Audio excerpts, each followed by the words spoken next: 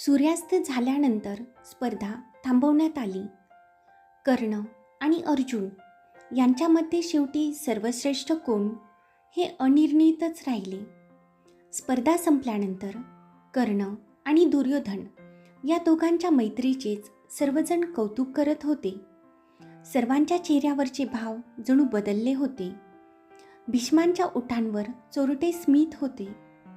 पराभूत झाल्याप्रमाणे गुरु द्रोणाचार्य सर्वांच्या मागून चालत होते. विदुरांचा चेहरा उदास आणि गंभीर झाला होता. अपशकुन सुचवणाऱ्या धूमकेतूप्रमाणे युधिष्ठिराच्या आकाशात आज राधेय उगवला होता.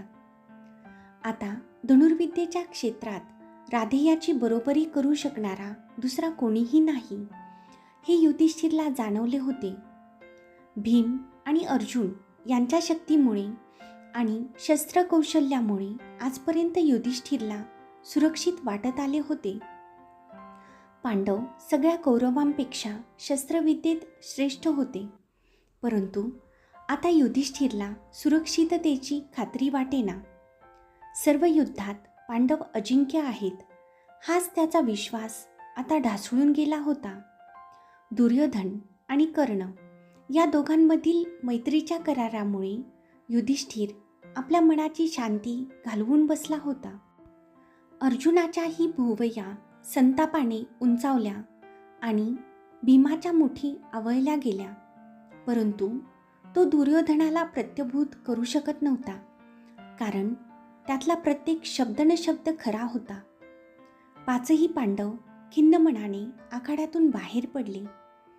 इकडे शोणच्या मनाला एकच प्रश्न खात होता की क्षत्रियांच्या नावाने आजपर्यंत चिडणारा कर्ण आज क्षत्रियांच्याच मदतीने राजा झाला होता, परंतु का? शोणने कर्णाला विचारले. त्यावर कर्ण म्हणाला, मी फक्त दुर्योधनाची मित्रता स्वीकारली आहे. कदाचित राजा बनून मला माझे परिवर्तनाचे स्वप्न पूर्ण करता येईल. या विचारानेच मी अंगदेशाचा स्वीकार केला. ह्या जगाला आणि क्षत्रियांच्या व्यवस्थेला मला दाखवून द्यायचे आहे की एक सूतपुत्रसुद्धा उत्तम शासक होऊ शकतो, म्हणून मी हे पद स्वीकारले.